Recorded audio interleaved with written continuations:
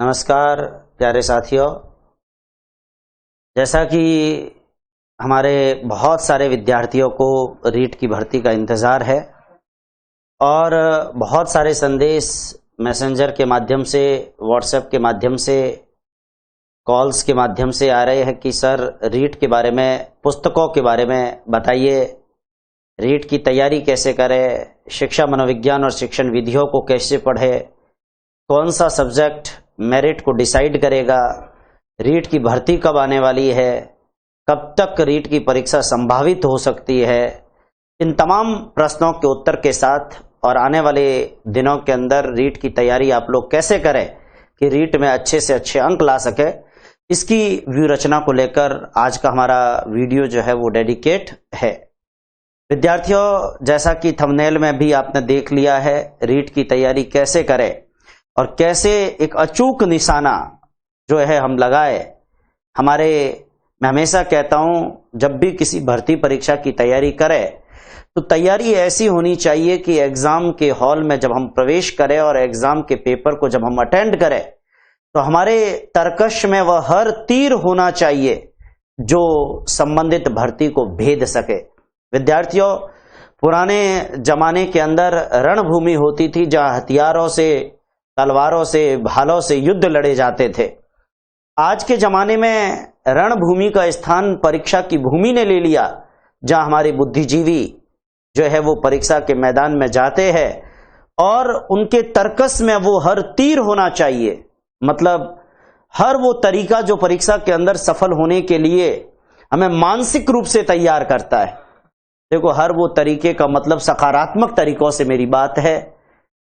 हम क्या पढ़े, कौन सी पुस्तक पढ़े, ज्यादा पुस्तकें पढ़े या कम पुस्तकें पढ़े, एक पुस्तक को कितनी बार पढ़े, किस पुस्तक को, किस विषय को कितना समय दे, शिक्षा मनोविज्ञान शिक्षण विधियां वो कितना वेटेज रखती है और इस परीक्षा को कैसे भेदा जाए, इस तमाम बातों पर आज का हमारा वीडियो जो है वो डेडिकेट है।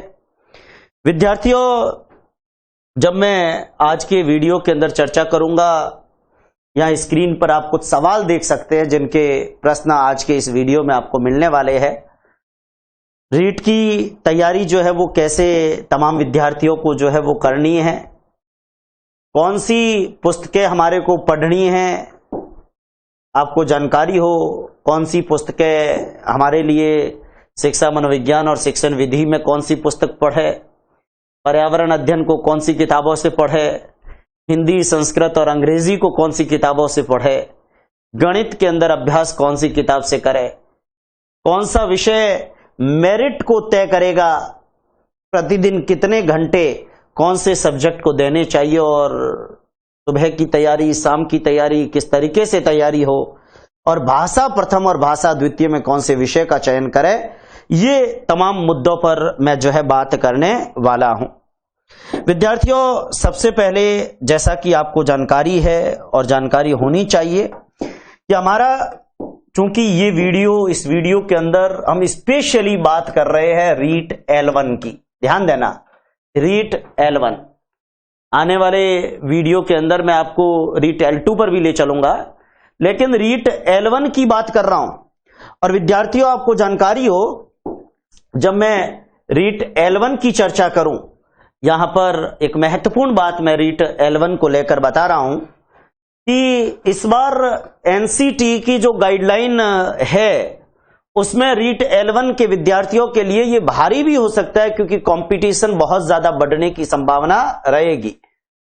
विद्यार्थियों, रीट L1 को क्रैक करना है और कंपटीशन इस बार भारी हो सकता है, क्योंकि पहले रीट L1 के अंदर BSTC धारी विद्यार्थी भाग लिया करते थे, लेकिन विद्यार्थियों अब BSTC के साथ साथ ऐसी संभावना है कि बीएड धारी विद्यार्थियों को भी रीट L1 में मौका दिया जा सकता है।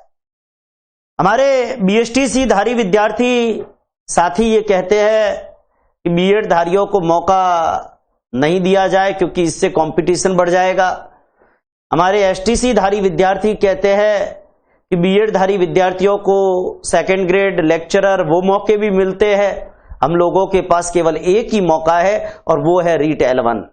वो है तृतीय श्रेणी प्रथम स्तर का शिक्षक, वो है पहली से 5वीं तक का शिक्षक। बात उनकी जायज भी है, लेकिन एनसीटीई की गाइडलाइन के मुताबिक अगर सरकार निर्णय नहीं करती है और बीएड-धारियों को लेवल 1 में मौका नहीं देती है तो भी इस भर्ती के न्यायालय के अंदर अटकने के चांस रहेंगे, क्योंकि विद्यार्थियों तब बीएड-धारी अगर कोर्ट में जाते और मांग करते हैं तो सरकार को एनसीटीई की गाइडलाइन की अनुपालना जरूरी हो जाएगा। विद्यार्थियों, क्योंकि आज रीट चाहे पहले टेट ये एनसीटीई की गाइडलाइन के अनुरूप ही करा रहे हैं। इसके 5 सब्जेक्ट आपको जानकारी वो एनसीटीई की गाइडलाइन के अनुरूप है। मैं एक उदाहरण के माध्यम से बताना चाहूंगा। जब 2013 के अंदर माननीय वसुंधरा राजे जी सत्ता में आई, उससे पहले थर्ड ग्रेड का एग्जाम हुआ करता था। उन्होंने कहा था मैं टेट को खत्म कर दूंगी और केवल थर्ड ग्रेड का एग्जाम रहेगा। उस समय टेट होता था, लेकिन जब वसुंधरा जी सरकार में आई और उन्होंने टेट को खत्म करने के प्रयास की तरफ कदम बढ़ाए, विधानसभा में बजट में घोषणा भी की, लेकिन बाद में जब विधि वेताओं से सलाह ली तो पता चला कि हम टेट को ये पात्रता परीक्षा और इसको खत्म नहीं कर सकते। तो उन्होंने अपनी उस चुनावी घोषणा को सही करने के लिए क्या किया, टेट को रीट में बदल दिया। पात्रता परीक्षा के नाम पर वो रीट बनी रही, लेकिन थर्ड ग्रेड के एग्जाम को खत्म करते हुए थर्ड ग्रेड की जगह मेरिट से चयन वाली पद्धति को रखा। लेकिन आज की तारीख में आपको ध्यान हो, एनसीटीई ने जब बीएड वालों को लेवल 1 में अलाउ किया है तो ऐसी स्थिति के अंदर, और मैं एक उदाहरण इस सरकार का भी दूंगा, इन्होंने पहले घोषणा की थी कि हम राजस्थान का जीके और सामाजिक में भी राजस्थान जीके का वेटेज बढ़ाएंगे, लेकिन बाद में पता चला कि एनसीटीई में जो 5 सब्जेक्ट है उसमें राजस्थान जीके को बढ़ाने की गुंजाइश 5, 10, 15 नंबर से ज्यादा तो बन ही नहीं सकती। अगर रीट का पेपर कराते, थर्ड ग्रेड का पेपर अलग से कराते तो अलग बात है, जिसकी संभावना आज की तारीख में कम लग रही है। आज की तारीख में रीट के आधार पर ही जो है वो पुरानी पद्धति के आधार पर लग रहा है। पर एक संभावना और है कि अभी सेंट्रल गवर्नमेंट ने जो पात्रता परीक्षा या टेट जिसको कहते हैं, इसकी पात्रता की अवधि लाइफ टाइम कर दी है। यानी कि जैसे नेट का सर्टिफिकेट जिंदगी भर काम आता है, वैसे ये पात्रता परीक्षा भी लाइफ टाइम काम आएगी। और विद्यार्थियों, अगर हमारी सरकार को रीट कराने से पहले इस पर भी फैसला लेना है कि पात्रता परीक्षा, क्योंकि पहले जब पहला टेट और दूसरा टेट हुआ पात्रता की अवधि 7 साल थी, पिछला जो रीट हुआ उसमें पात्रता की अवधि 3 साल थी, और पिछले रीट के अंदर जो लोग भी पात्र है और जो अभी तक नौकरी नहीं लगे हैं, अप्रैल 2021 तक उनकी पात्रता उस सर्टिफिकेट के अनुसार खत्म हो रही है।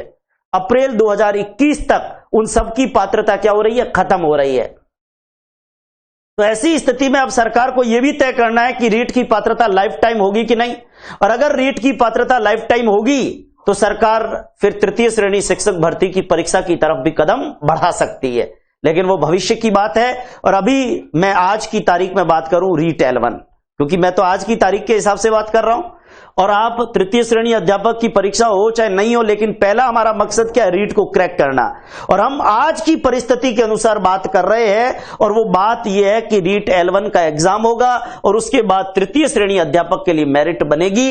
एक सवाल हमारे विद्यार्थियों के लिए बता दूं, रीट में कितने अंकों का टारगेट है।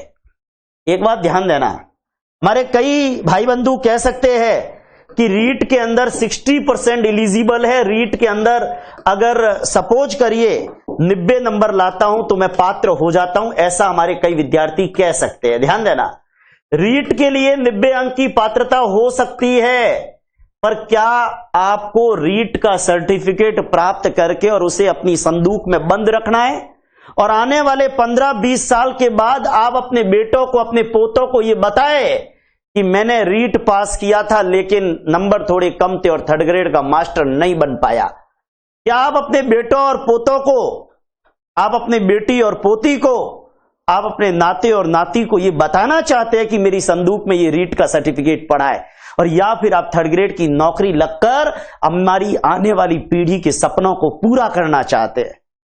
मेरी एक बात कान खोलकर सुन लीजिए, आप दिमाग में यह बिठाइए ही मत कि रीट में 90 अंक पास है। आप देखो, नंबर आना नहीं आना बात की बात है, लेकिन अपना उद्देश्य यह होना चाहिए कि रीट में 120 प्लस के बिना कोई पूछ नहीं है। होने को 110 का भी हो जाए, मगर टारगेट ऊंचा होना चाहिए। मंजिलें उन्हें मिलती है जिनके सपनों में जान होती है, पंखों से कुछ नहीं होता, हौसलों से उड़ान होती है। तो हौसला कितना होना चाहिए? 120 प्लस। अगर ये 120 प्लस अर्जुन की आंख है और अर्जुन की आंख 120 प्लस को देख रही है, तो विद्यार्थियों आप टक्कर में हैं। और अगर 120 प्लस से कम, भूल जाइए आप लोग, अब भूल जाइए अपना। देखो अभी टाइम बहुत, अभी वैकेंसी नहीं आई है, विज्ञप्ति नहीं आई है, और विज्ञप्ति आने के बाद भी 4 महीने मिलेंगे, और दिसंबर तक विज्ञप्ति आ जाए तो गनीमत है। यानी अप्रैल मई से पहले एग्जाम की संभावनाएं कम लग रही है। तो विद्यार्थियों, अप्रैल के अंदर मई में एग्जाम होता है, आपके पास 4 महीने बहुत है। बड़ी से बड़ी भर्ती को 4 महीने में निकाला जा सकता है। 120 प्लस का टारगेट ये आप सभी विद्यार्थियों का है, तो आप रीट को क्वालिफाई करने का सपना देख सकते हैं। देखो, सपना देखोगे 120 का, 125 का, 130 का, तो तैयारी उस मुताबिक करोगे। और जिसने दिमाग में बिठा लिया अपना 90 लाना है, वो कहना अपने भाषा में, जिको रो तो जावे वो मूड और समाचार ले आवे। जिको रो तो जाया करे वो मूड और समाचार लाया करे। तो रो तो नहीं जानो, बड़े उत्साह के साथ, और जो एनर्जी पहले दिन बनी रहती है। अभी तो वैकेंसी आनी है, तो ऐसी स्थिति में 4, 5, 6 महीने है अपने पास, और आराम से आप लोग अपने अर्जुन की आंख किस तरफ होनी चाहिए? 120 प्लस की तरफ आपकी आंख होनी चाहिए। तब आप अपने चयन को सुनिश्चित कर सकते हैं। क्योंकि अगर थर्ड ग्रेड का एग्जाम नहीं होता है, अभी संभावना क्षीण है उसकी, life time validity central government ने कर दी है। अब क्या सरकार फैसला करती है वो आने वाला वक्त बताएगा, क्योंकि लाइफ टाइम वैलिडिटी जब होगी तो अब जो रीट करेंगे उनका सर्टिफिकेट भी लाइफ टाइम वैलिड रहेगा। और ऐसी स्थिति के अंदर जब आगामी भर्तियां होगी तो आज के जो नंबर आए उसको भी कंसीडर करना पड़ेगा, जो वंचित रह गए। तो ऐसी स्थिति में सरकार के लिए बड़ी दिक्कतें भी रहेगी। तो अब क्या फैसला करती है वो आने वाला वक्त बताएगा। लेकिन आज की स्थिति में 90 अंक विद्यार्थियों, 90 अंक लाए तो क्या रीट का सर्टिफिकेट मिलेगा? बिल्कुल मिलेगा। 150 में से आपको जानकारी हो 60% अंक लाए रीट के लिए आप वैलिड है। 5% छूट मिल जाए तो और भी कम लाए तो वैलिड है। मगर रीट के अंदर 90 अंक लाने वाले विद्यार्थियों, गौर करिए, ये अंक आपके चयन के लिए काफी नहीं है। आपका उद्देश्य 120 प्लस मार्क्स लाना। ध्यान दीजिए, मैं एक ही वीडियो में बहुत सारी ऐसी उम्दा बातें बताऊंगा जो आपके रीट के चयन के लिए बहुत जरूरी है। विद्यार्थियों, मैं एक चर्चा यहां पर करने जा रहा हूं। जब आप रीट की तैयारी करते हैं, आपको जानकारी हो, जब आप रीट की तैयारी करते हैं, रीट L1 की तैयारी करते हैं, तो रीट L1 के अंदर आपको ये पता है बहुत अच्छी तरीके से कि हमारा जो पाठ्यक्रम होने वाला है, और हमारा जो पाठ्यक्रम है उस पाठ्यक्रम के अंदर शिक्षा, मनोविज्ञान और बाल विकास। देखो, प्रत्येक सवाल 1 अंक का है और कोई भी नेगेटिव मार्किंग नहीं है, ध्यान देना। शिक्षा, मनोविज्ञान और बाल विकास, विद्यार्थियों गौर करिए, शिक्षा, मनोविज्ञान और बाल विकास, इसमें भी क्या है, खास तौर से ऐसे सवाल पूछे जाएंगे जो 6 से 11 साल के बच्चे को कंसीडर करते हुए, ध्यान दें, 6 से 11 साल के बच्चे को कंसीडर करते हुए, ध्यान दीजिएगा, ज्यादातर इस बालक को कंसीडर करते हुए, और जो भी प्रश्न पूछे जाते हैं, बन सकते हैं, आपको जानकारी हो, शिक्षा, मनोविज्ञान और साथ में बाल विकास, ये एक बहुत महत्वपूर्ण पोर्शन है। जरा ध्यान दें, शिक्षा, मनोविज्ञान और बाल विकास का एक बहुत महत्वपूर्ण पोर्शन मैं आपकी जानकारी में लाना चाहूंगा। यह पोर्शन शिक्षा, मनोविज्ञान और बाल विकास का पोर्शन है, जिसमें 30 सवाल और 30 अंक। प्रत्येक प्रश्न कितने अंक का है? प्रत्येक प्रश्न आपको जानकारी हो 1 अंक का है। और सबसे बड़ी बात यह है कि रीट के अंदर नेगेटिव मार्किंग नहीं है। गौर करिए, रीट के अंदर नेगेटिव मार्किंग हमारी जो है वो नहीं है। ये एक बहुत बढ़िया बात तो है, लेकिन नेगेटिव मार्किंग का भी अपना मजा होता है। नेगेटिव मार्किंग इसके अंदर नहीं है, ये एक बहुत अच्छी बात है विद्यार्थियों, ध्यान दीजिएगा। लेकिन एक चीज मैं बताना चाह रहा हूं कि शिक्षा, मनोविज्ञान और बाल विकास 6 से 11 साल के बच्चे को कंसीडर करते हुए और उसमें से 30 प्रश्न और 30 अंक जो है वो इसका वेटेज है। दूसरी बात विद्यार्थियों, इसके अंदर शिक्षा मनोविज्ञान के बाद हमारी भाषा प्रथम और भाषा द्वितीय, जरा ध्यान दें, भाषा प्रथम और भाषा द्वितीय, ये दोनों भाषाएं विद्यार्थियों आपको जानकारी हो, भाषा प्रथम और भाषा द्वितीय, ये भी एक महत्वपूर्ण वेटेज यहां पर रखेगा। लेकिन विद्यार्थियों एक चीज मैं बताना चाह रहा हूं, गौर करिए, मुझे लगता है बोर्ड के कलर के अंदर अगर थोड़ी बहुत दिक्कत हो रही है तो यहां ये चेंज कर देता हूं। चलिए, भाषा प्रथम और भाषा द्वितीय की बात कर रहा हूं विद्यार्थियों। भाषा प्रथम और भाषा द्वितीय की बात अगर करूं तो भाषा प्रथम के अंदर, वैसे आपको जानकारी हो, हमारे यहां पर जितने बच्चे इस वीडियो को देख रहे हैं हिंदी भाषी, और हम सबका मीडियम ऑफ इंस्ट्रक्शन, अनुदेशन का माध्यम क्या है? हिंदी। हिंदी, अंग्रेजी, संस्कृत, उर्दू, पंजाबी, सिंधी, ये ऑप्शन दोनों ही भाषाओं में है, भाषा प्रथम में भी है और भाषा द्वितीय में भी है। ये ऑप्शन दोनों ही भाषाओं में, भाषा प्रथम और भाषा द्वितीय में।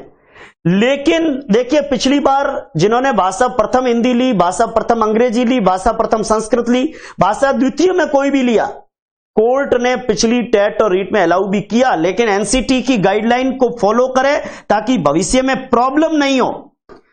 भाषा प्रथम अनुदेशन का माध्यम होना चाहिए, भाषा प्रथम अनुदेशन का माध्यम होना चाहिए। अगर आप हिंदी भाषा के अंदर पढ़े और हिंदी भाषा में पढ़ाने वाले, देखो अंग्रेजी पढ़ाओ, भले ही आप इंग्लिश के टीचर बन रहे हो, लेकिन आप हिंदी मीडियम में पढ़े हो, तो हिंदी मीडियम में पढ़े हो तो मैं ये सजेस्ट करूंगा कि पहली भाषा, कई विद्यार्थी जो खास और स्पेशली जो अंग्रेजी के है, क्योंकि भाषा प्रथम अंग्रेजी में ग्रामर पोर्शन ज्यादा है और भाषा सेकंड अंग्रेजी के अंदर ग्रामर का पोर्शन कम और लिटरेरी पोर्शन ज्यादा है। तो ऐसी स्थिति में अंग्रेजी वाले विद्यार्थी क्या करते हैं, भाषा प्रथम के अंदर अंग्रेजी ले लेते और सेकंड में हिंदी ले लेते हैं। मगर विद्यार्थियों, भविष्य में कोई दिक्कत नहीं हो और कोई टेक्निकल इश्यू नहीं हो, इसलिए भाषा प्रथम, क्योंकि विज्ञप्ति में स्पष्ट लिखा हुआ होगा और जिस दिन विज्ञप्ति आवे आप ध्यान से देख भी लीजिएगा, माध्यम अनुदेशन का माध्यम होना चाहिए भाषा प्रथम। और इस हिसाब से हम चूंकि हिंदी भाषी है तो हमारे लिए भाषा प्रथम क्या होनी चाहिए, हिंदी होनी चाहिए। और भाषा द्वितीय, विद्यार्थियों ध्यान दें, भाषा द्वितीय की बात करूं, यहां बहुत महत्वपूर्ण बात भाषा द्वितीय के ऊपर कर रहा हूं। भाषा सेकंड के अंदर संस्कृत, अंग्रेजी, ज्यादातर विद्यार्थी हमारे संस्कृत और अंग्रेजी के हैं, वो भाषा द्वितीय में संस्कृत या अंग्रेजी ले सकते हैं। देखो, अंग्रेजी भाषा प्रथम का पाठ्यक्रम अलग है, संस्कृत भी भाषा प्रथम का पाठ्यक्रम अलग है, भाषा द्वितीय का पाठ्यक्रम अलग है। दोनों में भाषा प्रथम में हिंदी, अंग्रेजी, संस्कृत के सिलेबस अलग है, भाषा द्वितीय में हिंदी, अंग्रेजी, संस्कृत के सिलेबस अलग है। परीक्षा के अंदर आपको जानकारी हो, क्वेश्चन नंबर 31 to 60 भाषा प्रथम सभी भाषाओं के आएंगे एक एक करके। तो भाषा प्रथम में जब अपन हिंदी करते हैं तो उसके जस्ट बाद भाषा प्रथम की अंग्रेजी, संस्कृत छोड़ते हैं और भाषा सेकंड वाली अंग्रेजी, संस्कृत जो भी हमने चुना है वो करते हैं। आपको ध्यान हो, पेपर अटेंड, जब विज्ञप्ति आएगी तो पेपर अटेंड कैसे करना है वो बाद में बताऊंगा, अभी तो हम कैसे पढ़ना है वो ध्यान दे रहे हैं। संस्कृत, अंग्रेजी, इसके अलावा जिन विद्यार्थियों का अगर कभी गुजराती या सिंधी वगैरह रहा है तो वो गुजराती, सिंधी ये भी चूज कर सकते हैं। भाषा प्रथम भी 30 अंक 30 प्रश्न है और भाषा द्वितीय भी 30 अंक और 30 प्रश्न है। ध्यान देना, मेरी यह सलाह है कि भाषा प्रथम के अंदर जो हिंदी मीडियम के स्टूडेंट है वो हिंदी का चुने, जो इंग्लिश मीडियम के स्टूडेंट है, किसी प्राइवेट इंग्लिश मीडियम से किया है या फिर विवेकानंद मॉडल स्कूल से किसी ने किया है, या फिर मैं अगर कहूं कोई अगर सपोज करिए केवी से पढ़ा है, ध्यान दीजिएगा, उत्तरलाई जालिपा में कोई पढ़ा है या किसी केवी स्कूल से पढ़ा है, कोई डीपीएस वगैरह से पढ़ा है, वो अलग चीज है। इंग्लिश मीडियम का स्टूडेंट है तो ऐसी स्थिति के अंदर वो भाषा प्रथम में अंग्रेजी और भाषा द्वितीय में हिंदी ले सकता है। लेकिन जिसने हिंदी मीडियम में पढ़ा है उसके लिए भाषा प्रथम हिंदी और भाषा द्वितीय में संस्कृत, अंग्रेजी या गुजराती का चुनना ज्यादा बेटर है। इसके अलावा विद्यार्थियों आपको ध्यान हो, L1 के विद्यार्थी के लिए जरा जानकारी हो, L1 का जो विद्यार्थी है, मैं आपको बताना चाह रहा हूं, L1 का जो विद्यार्थी है स्पेशली उसको गणित और पर्यावरण पर भी अपना ध्यान देना है। गणित और पर्यावरण विद्यार्थियों, मैं तमाम की पुस्तकें भी बताऊंगा इस वीडियो में, बड़े अच्छे से सुनिएगा, पूरा गाइडेंस। गणित के भी 30 अंक है और पर्यावरण अध्ययन के भी कितने अंक है? 30 अंक है। तो इस तरीके से आपका पाठ्यक्रम कितने भागों में बंटा हुआ है? 5। पहला शिक्षा मनोविज्ञान और बाल विकास, दूसरा भाषा प्रथम जिसमें जो आपका मीडियम है वो आप भाषा प्रथम में लो, तीसरा भाषा सेकंड, आप अगर भाषा प्रथम में हिंदी ले चुके और आप हिंदी मीडियम के स्टूडेंट है तो आप सेकंड में संस्कृत, अंग्रेजी, गुजराती ले ले। अब इसमें भी कई विद्यार्थियों का सवाल है कि भाषा सेकंड में अंग्रेजी का चुनाव करें या संस्कृति, बहुत सारे विद्यार्थियों का प्रश्न है और ये मैं अभी बता रहा हूं आपको। और 30 अंक गणित के और पर्यावरण के, यानी चुनने का विकल्प केवल भाषा प्रथम और भाषा द्वितीय में, ये आपका अनिवार्य है, सब्जेक्ट है, ये अनिवार्य है। आपको जानकारी हो ये गणित, ये भी आपको अनिवार्यतः इसकी तैयारी करनी है और पर्यावरण अध्ययन की तैयारी भी अनिवार्यतः करनी है, लेकिन भाषा प्रथम और भाषा द्वितीय में जो आप चुनते हैं उसकी तैयारी उसके पाठ्यक्रम के अकॉर्डिंग करनी है। ठीक है ना? क्लियर? अब मैं एक सवाल पर आ रहा हूं। जैसा कि मैंने कहा था, आपको जानकारी हो, जैसा कि मैंने आपको बताया था कि तैयारी के अंदर कौन सी पुस्तकें पढ़नी है, कौन सा विषय मेरिट तय करेगा। एक बात विद्यार्थियों गौर करिए, मैं आपको पुस्तकों के ऊपर भी बताऊंगा और साथ में मेरिट के ऊपर भी ले आ रहा हूं, जरा ध्यान दें। हमारे कई विद्यार्थियों को यह लगता है कि शिक्षा मनोविज्ञान जिसके अंदर 5वीं यूनिट शिक्षण विधियों की भी है, यह शिक्षा मनोविज्ञान केवल 30 अंक का है। लेकिन अभी जब मैं पाठ्यक्रम बताऊंगा तो आपको यह पता हो कि शिक्षा मनोविज्ञान के साथ साथ शिक्षण विधियों का भी अपना वेटेज है। कई विद्यार्थी ये समझते हैं कि गणित 30 अंक की, अरे गणित तो 30 अंक की है, पर उस 30 अंक के अंदर भी शिक्षण विधियां है। पर्यावरण अध्ययन 30 अंक का, पर उसमें भी शिक्षण विधियां है। तो शिक्षण विधियां आपको जानकारी हो, मनोविज्ञान के जो हमारा शिक्षा मनोविज्ञान का पेपर है इसके अंदर भी 5वीं यूनिट है। शिक्षण विधियां आपको जानकारी हो, भाषा प्रथम के अंदर भी शिक्षण विधियां है, भाषा सेकंड के अंदर भी शिक्षण विधियां है, गणित के अंदर भी शिक्षण विधियां है। आपको जानकारी हो, पर्यावरण अध्ययन के अंदर भी शिक्षण विधियां है। इसका मतलब शिक्षण विधियों को तो हम बिल्कुल इग्नोर कर नहीं सकते। शिक्षा मनोविज्ञान और शिक्षण विधियां ये हमारा पेपर के अंदर सबसे महत्वपूर्ण है। लेकिन विद्यार्थी फिर पूछते हैं, सर मेरिट कैसे तय होती है? देखो, मेरिट का अनुमान तो पेपर जब आता है तब लगता है, और वैसे भी रीट के अंदर मेरिट का महत्व नहीं है। मेरिट का महत्व तृतीय श्रेणी के चयन के लिए है। और मैं आपको कह रहा हूं, जब भी कोई तैयारी करे, तैयारी करते समय मेरिट को दिमाग में मत लाओ। पेपर में 150 सवाल है और 150 अंक है, तो हर विषय, हर यूनिट, हर सब्जेक्ट महत्वपूर्ण है। और आप ये मानिए कि प्रत्येक सवाल हमारी मेरिट बनाएगा। खाली शिक्षा मनोविज्ञान पढ़ लोगे तो क्या आप रीट के अंदर 120 प्लस ले आओगे? खाली हिंदी पढ़ोगे तो 120 प्लस ले आओगे? खाली गणित पढ़ोगे तो 120 प्लस ले आओगे?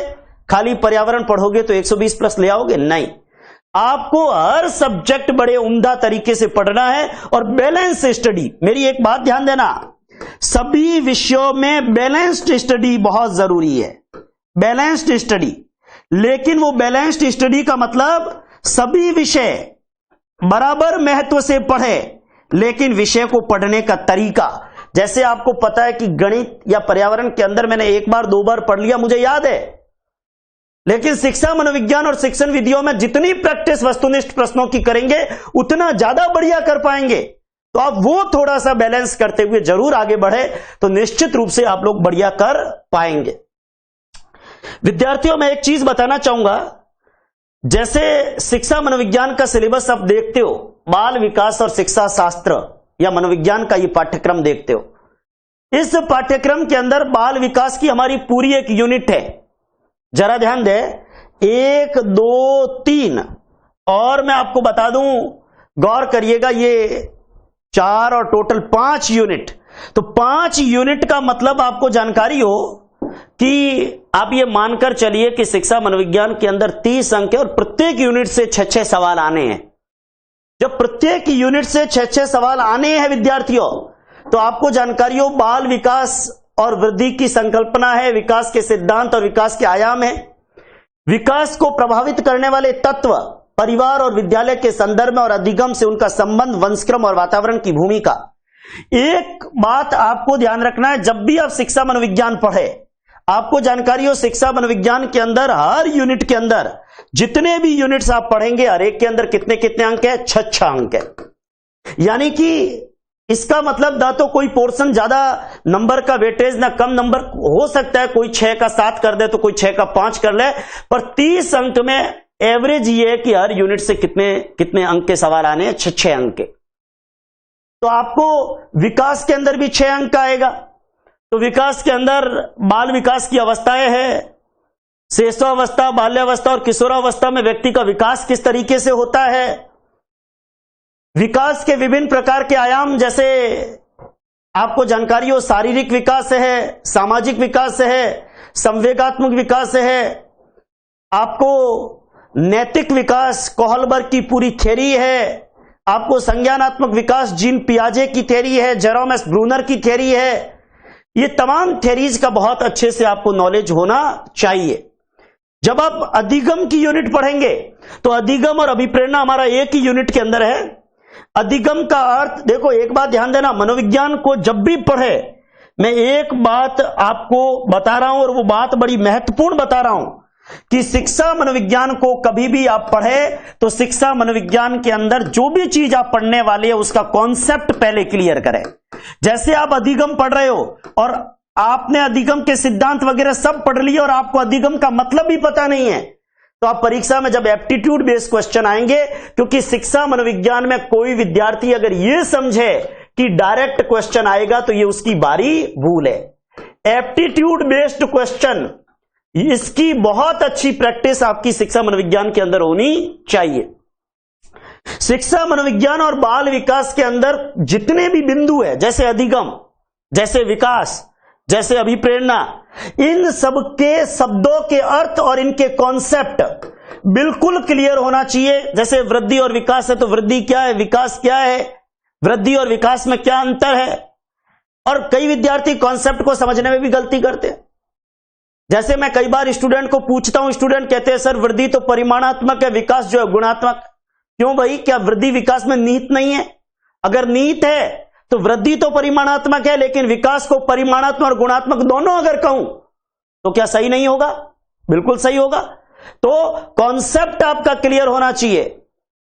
आपको जानकारी हो, एक बार जब परीक्षा के अंदर वृद्धि और विकास कुछ बिंदु दे दिए कि वृद्धि कौन सी है, विकास कौन सा है, तो विकास के साथ उन्होंने लिखा वृद्धि रहित विकास कौन सा है, तब हम कहेंगे खाली गुणात्मक की चर्चा है। तो ये आपका कॉन्सेप्ट क्लियर होना चाहिए, तभी आप कर पाएंगे। जैसे अभिप्रेरणा, जैसे चिंतन, जैसे रुचि। अब जैसे अभिरुचि और अभियोग्यता दो शब्द आए तो इन दोनों में डिफरेंस क्या है? एटीट्यूड और एप्टीट्यूड में क्या अंतर है? संवेग क्या होता है? उत्तेजना क्या होती है? उद्दीपन क्या होता है? देखो, इसमें एक बात ध्यान रखनी है कि कॉन्सेप्ट आपका हर एक क्लियर हो और दो सिमिलर जो चीजें हैं उसके अंदर आप में डिफरेंस करने की योग्यता, मतलब विभेद करने की योग्यता भी आप में होनी चाहिए। शिक्षा मनोविज्ञान पढ़ने के लिए बहुत ज्यादा जरूरी है। मैं आने वाले दिनों में शिक्षा मनोविज्ञान के प्रश्नोत्तर भी जब बताऊंगा तो आप निश्चित रूप से बहुत बढ़िया कर पाएंगे। विद्यार्थियों, शिक्षा मनोविज्ञान के अंदर जितने फैक्ट्स हैं ये तो कंठस्थ होने ही चाहिए। जैसे प्रवर्तक है, प्रतिपादक है, विधि का मूल भाव है, कोई सिद्धांत पढ़ा उस सिद्धांत में क्या है। लेकिन केवल फैक्ट से काम नहीं चलेगा। आपको जितने भी पुराने पेपर्स है, ओल्ड पेपर्स, और ओल्ड पेपर्स कौन से, ध्यान देना, आरटेट और रीट के पेपर तो है ही। इसके अलावा आप स्कूल लेक्चरर की साइट पर, आरपीएससी की साइट पर जाते हो, ओल्ड पेपर आपको बहुत सारे मिल जाएंगे। लेकिन आजकल मार्केट में हमारे साथियों ने कई सारे प्रयास करके उनका संकलन भी किया, तो वो किताबें भी आप पढ़ सकते हैं। आपको जानकारी हो, इसके अलावा भारत के जितने राज्य हैं उनके टेट पेपर, आजकल किताबें आपको मिल जाएगी, आपको इतनी माथापच्ची की भी जरूरत नहीं है।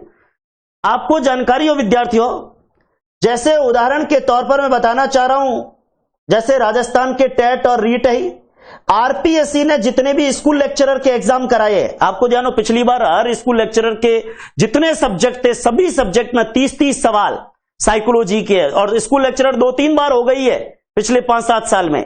तो आप भरपूर पेपर, कम से कम 25-30 पेपर आपको स्कूल लेक्चरर से आरपीएससी की साइट पर भी मिल जाएंगे, और आरपीएससी की साइट पर क्वेश्चन पेपर में स्कूल लेक्चरर का पेपर और आंसर की सेक्शन में संबंधित पेपर की आंसर की भी मिल जाएगी। आप वहां से भी अपनी प्रैक्टिस को कर सकते हैं। तो स्कूल लेक्चरर के पेपर देख लो, पीटीआई का पेपर है, पीटीआई के पेपर में भी साइकोलॉजी है, वहां पर आप देख लो।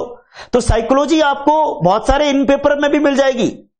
अदर स्टेट के जो पेपर है, ध्यान देना, अदर स्टेट के पेपर, जैसे उदाहरण के तौर पे यूपी टेट है, जैसे एपी टेट है, जैसे गुजरात का टेट है, जैसे हरियाणा टेट है, जैसे हिमाचल टेट है, सभी जगह साइकोलॉजी के पेपर, और सी टेट है, सी टेट के पेपर्स भी है। विद्यार्थियों, साइकोलॉजी के लिए देखो, साइकोलॉजी पढ़ने में आप 10 दिन में भी पूरी साइकोलॉजी पढ़ सकते हैं, लेकिन प्रैक्टिस परीक्षा तक लगातार चलेगी। एक बार आप साइकोलॉजी अच्छे से पढ़ लो, और उसके बाद जितना हो सके आप साइकोलॉजी की प्रैक्टिस ओल्ड पेपर से करें। पुराने पेपर चाहे आरटेट के हैं, रीट के हैं, आरपीएससी के, स्कूल लेक्चरर्स के हैं, पीटीआई के हैं, अदर स्टेट के, यूपी टेट के हैं, एपी टेट के हैं, एच टेट के हैं, सी टेट के हैं, ये जितने भी पेपर्स है, इन पेपर की आप भरपूर प्रैक्टिस कर ले। शिक्षा, मनोविज्ञान और आपका बाल विकास का कॉन्सेप्ट, प्रैक्टिस जितनी ज्यादा होगी, क्योंकि कोई विद्यार्थी ये समझे, देखो राजस्थान का कोई भी टीचर पढ़ाए साइकोलॉजी में, बाकी सब्जेक्ट में सीधे सवाल आ जाते हैं, पर साइकोलॉजी में डायरेक्ट वैसा का वैसा है, जरूरी नहीं है। टीचर ने आपको पढ़ाया, आपने अधिगम को ग्रहण किया, और अब अधिगम का अंतरण, अधिगम का स्थानांतरण, ट्रांसफर ऑफ लर्निंग जो आप पढ़ते हो, वो आप अपनी सूझ के अनुसार ट्रांसफर ऑफ लर्निंग कब कर पाओगे, जब आपने अच्छे से पेपर्स की प्रैक्टिस को कर रखा है।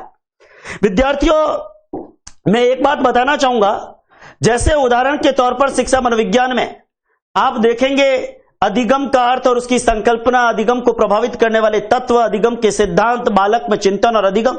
क्योंकि मैं पूरा रीड का कॉन्क्लूड बना रहा हूं, तो मैं खाली साइकोलॉजी पर अभी सिलेबस पर चर्चा इतनी नहीं कर रहा हूं, अलग से कभी साइकोलॉजी पर बात करेंगे। इसी तरीके से आपको इसी चैप्टर में अभिप्रेरणा भी और बालक में चिंतन, अक्सर क्या करते हैं बच्चे, अधिगम तो पढ़ लेते हैं लेकिन चिंतन वाले प्रकरण को भूल जाते हैं, और वहां भी परीक्षा के अंदर जब क्वेश्चन आता है तो आपको पता होना चाहिए चिंतन में अधिगम में क्या फर्क है, अधिगम में परिपक्वता में क्या फर्क है, अधिगम चिंतन क्या है, चिंतन के अंदर कौन कौन से प्रकार है, स्वालीन चिंतन कौन सा है, गौर करिए, अलग अलग प्रकार के चिंतन, वो भी सारी चीजें इसमें आएगी। इंडिविजुअल डिफरेंसेज, आज हम साइकोलॉजी टीचर को पढ़ाते हैं, और आपने एसटीसी बीएड में साइकोलॉजी किया, इसका मूल उद्देश्य यही है कि हम जब क्लास में पढ़ाने जाएंगे तो हमारी क्लास में बैठा हर विद्यार्थी व्यक्तिगत भिन्नता रखता है। आज दिन तक आप बचपन से लेकर और आज दिन तक पढ़े, आपकी क्लास में अगर 50 स्टूडेंट पढ़े तो क्या 50 स्टूडेंट का एक जैसा लेवल कभी रहा? नहीं, 2-4 होशियार होते हैं, 15-20 एवरेज होते हैं, कुछ डल होते हैं, कुछ एकदम डल होते हैं, तो ऐसा होता है। तो ये इंडिविजुअल डिफरेंसेज है, और जब एक टीचर को शिक्षा मनोविज्ञान, आज आप लोगों को शिक्षा मनोविज्ञान आपने बीएड में पढ़ा, अब पढ़ रहे, और जब आप क्लासरूम में जाएंगे और पढ़ाएंगे रियल क्लासरूम में, तो इसका बहुत यूटिलाइजेशन है वास्तविक जीवन के अंदर भी, क्योंकि जिसको मनोविज्ञान आता है वो बच्चे को पढ़ाते समय भी उस मनोविज्ञान के सिद्धांतों को वहां अप्लाई करता है। विद्यार्थियों, व्यक्तिगत विभिन्नताओं का अर्थ और प्रकार, ये भी हमारे सिलेबस में है। भाषा, जाति, लिंग, समुदाय के आधार पर समझना, व्यक्तित्व, व्यक्तित्व के जितने प्रकार है, पर्सनैलिटी क्या है, व्यक्तित्व के परीक्षण क्या है, ये सारा कुछ भी हमारा जो है वो सिलेबस में है।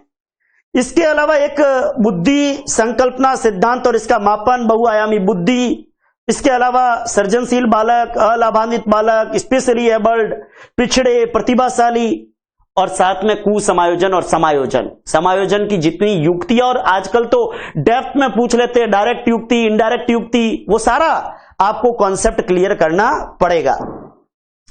और विद्यार्थियों, जो हमारा देखो 4 यूनिट तो साइकोलॉजी के अंदर, ये तो साइकोलॉजी की है, लेकिन साइकोलॉजी के अंदर जो 5वीं यूनिट है ये साइकोलॉजी की नहीं है, लेकिन ये एक तरीके से हम शिक्षा शास्त्र की कह सकते हैं, जिसमें शिक्षण अधिगम की प्रक्रिया है। हमारा एनसीएफ 2005, देखिए विद्यार्थियों, सिलेबस में अगर थोड़ा बहुत चेंज होता है तो हो सकता है समग्र और सतत, अभी जो नई शिक्षा नीति है उसको भी समावेशित कर सकते हैं न्यू सिलेबस में। एनसीएफ 2005 के संदर्भ में शिक्षण अधिगम की व्यूहरचना और विधियां, इसके अलावा आकलन में, मापन में, मूल्यांकन में, परीक्षण में इनकी क्या टेक्निक्स और इनमें क्या प्रकार है, और साथ में समग्र और सतत मूल्यांकन और उपलब्धि परीक्षण, एक बात ध्यान देना, ये समग्र और सतत मूल्यांकन है, ये मापन और मूल्यांकन है, ये ऐसी चीजें हैं, ये उपलब्धि परीक्षण है, ये आपके गणित में, विज्ञान में, पर्यावरण में, सामाजिक सेकंड लेवल वालों के लिए सामाजिक में, ये चीजें आप पढ़ लेते हो, इसके परीक्षा में बड़ा इंपॉर्टेंट रोल है, क्योंकि ये हर सब्जेक्ट के पाठ्यक्रम में। और जो कॉमन शिक्षण विद्या वो जरूर पढ़नी है, क्योंकि कॉमन शिक्षण विद्या किसी भी विषय के पॉइंट ऑफ व्यू से पूछी जा सकती है। गणित के अंदर कॉमन शिक्षण विद्या जैसे आप पढ़ोगे, व्याख्यान विधि पढ़ी, प्रदर्शन विधि पढ़ी, प्रयोगशाला विधि पढ़ी, वो आपके किसी भी, चाहे गणित पढ़ो, चाहे पर्यावरण पढ़ो, चाहे सामाजिक सेकंड लेवल का है, तो वो कॉमन चीजें आपको हर जगह हेल्प करेगी। इसके अलावा क्रियात्मक अनुसंधान जो क्रिया के स्तर पर, एग्जीक्यूटिव लेवल पर, विद्यालय स्तर पर होता है, उसके बारे में भी, और आरटी 2009, और आरटी 2009 में भी जो संशोधित, जिसमें 16वीं धारा के अंदर जो 38 धारा है आरटी की, उसमें धारा 16 में संशोधन सहित आपको आरटी पर जो उसका वर्तमान रूप है वो पूरा आरटी, और आरटी के अंदर जितनी धारा है उसको कंठस्थ कर लीजिए, धारा याद कर लीजिए, तो आपके कभी, क्योंकि आरटी पूरा ही पढ़ लिया, फिर आरटी में सवाल बाहर से कहां से जाएगा, तो ये भी आप पढ़ सकते हैं। शिक्षा का अधिकार अधिनियम भी पढ़ सकते हैं। लेकिन एक बात बता रहा हूं, शिक्षा मनोविज्ञान को जब आप पढ़ेंगे तो अब कई विद्यार्थियों का एक प्रश्न रहता है कि शिक्षा मनोविज्ञान और शिक्षण विधि के लिए कौन सी किताब पढ़े।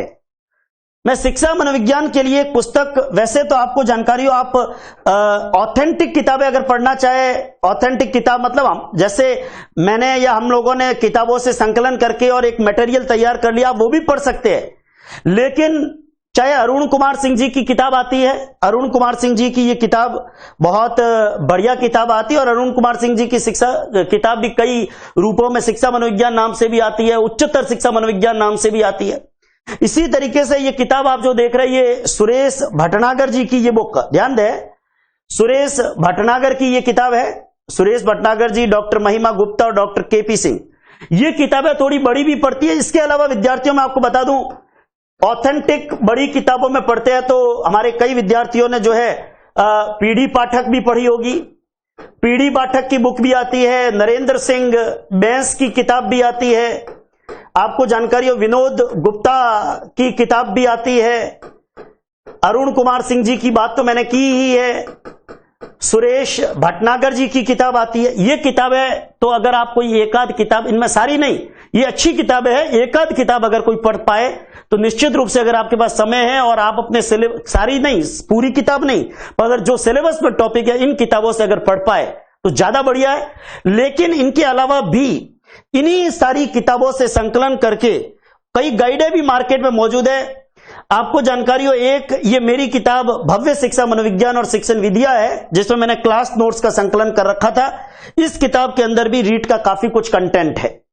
लेकिन हमारे एक साथी धीर सिंह जी, उनका बड़ा साधुवाद करता हूं, उन्होंने बहुत बढ़िया किताब लिखी है अवनी शिक्षा मनोविज्ञान करके, बहुत बधाई के पात्र है। धीर सिंह जी हमारे हिस्ट्री के असिस्टेंट प्रोफेसर साथी है और बहुत बढ़िया किताब लिखी है उन्होंने, पुराने पेपर्स का संकलन करके और वस्तुनिष्ठ प्रश्नों का समावेश भी किया है। आप अगर बड़ी किताबें न पढ़ पाए तो ये किताबें जो है, इन दोनों किताबों का सहारा भी ले सकते हैं। बहुत बढ़िया किताब लिखी है, इसके अंदर काफी क्वेश्चन का संकलन किया है, आप निश्चित रूप से इन क्वेश्चंस को भी आप पढ़ सकते हैं। विद्यार्थियों गौर करिए, ये भी आपकी काफी जो है वो हेल्प करेगी। मैं इसी तरीके से शिक्षा मनोविज्ञान की बात कर रहा हूं, लेकिन एक बात बता रहा हूं पहले, शिक्षा मनोविज्ञान के साथ आप जब हिंदी का सिलेबस देखोगे तो विद्यार्थियों, हिंदी के अंदर 6 यूनिट है। हिंदी के सिलेबस भाषा प्रथम में कितनी यूनिट है? 6। लेकिन थोड़ा सा गौर करिए, इन 6 यूनिट के अंदर आपको जानकारी हो, प्रत्येक यूनिट से 5-5 नंबर के प्रश्न आने हैं। पर एक बात बता रहा हूं कि पीछे की 3 यूनिट 5, 5 और 5 यानी 15 नंबर की क्या है? शिक्षण विद्या और शिक्षा शास्त्र। इसका मतलब शिक्षा मनोविज्ञान 30 अंक का था, हिंदी में शिक्षा शास्त्र 5, 5, 5। अब कई देखो 15 की जगह हो सकता है 10 नंबर का ही पूछ रहे, वो अलग बात है। लेकिन यूनिट वाइज अगर बांटता हूं तो एवरेज आप ये मानिए 12 से 15 नंबर हिंदी के अंदर शिक्षा शास्त्र है। 12 से 15 नंबर हिंदी में क्या है? शिक्षा शास्त्र। क्योंकि सिलेबस के अंदर ऐसा तो नहीं लिखा है कि प्रत्येक यूनिट से बराबर प्रश्न आएंगे, लेकिन अगर हम एवरेज माने और पिछले पेपर का विश्लेषण करें तो 12 से 15 सवाल हिंदी के अंदर आपको शिक्षण विधि और शिक्षा शास्त्र के मिलने हैं।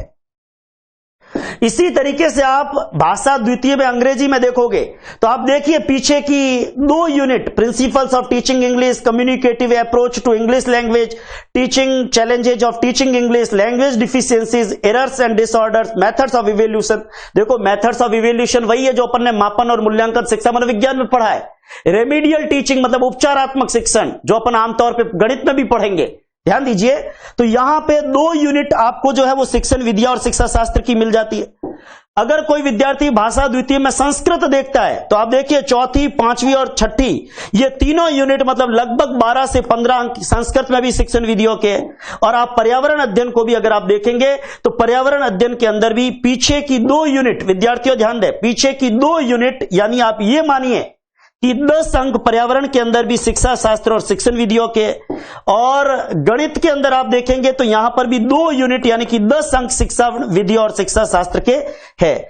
और आप पर्यावरण और गणित के अंदर भी अभी मैं ले आऊंगा, लेकिन मैं ये यहां पे बताना आपको ये चाह रहा हूं कि शिक्षा मनोविज्ञान केवल ये 30 अंक नहीं, ध्यान दें, शिक्षा मनोविज्ञान के 30 अंक तो है, लेकिन शिक्षा मनोविज्ञान के अलावा विद्यार्थियों मैं ये बताना चाह रहा हूं आपको, बहुत उम्दा तरीके से आपकी जानकारी के अंदर लाना चाह रहा हूं कि जैसे भाषा प्रथम में हिंदी है, भाषा प्रथम के अंदर हिंदी में आपको जानकारियों 15 अंक लगभग, देखो होने में 10 भी आ जाए और होने में 15 भी आ जाए, एवरेज कहूं तो 12 से 15 अंक शिक्षा शास्त्र के है।